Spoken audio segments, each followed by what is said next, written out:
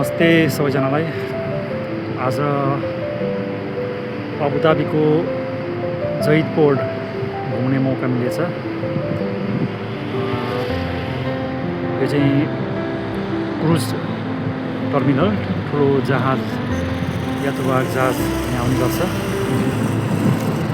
अहिले जहाज पनि आएको अवस्था छ, यो देख्न सक्नुहुन्छ मेरो पछाडि। यसमा धेरै प्यासेन्जरको क्षमता हुन्छ र विदेशी पर्यटकहरू घुम्ने गर्नुहुन्छ।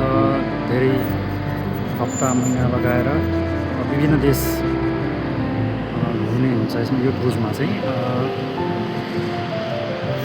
राम्रो छ। युएईमा धेरै सुविधाहरू छ। सबैलाई धेरै धन्यवाद।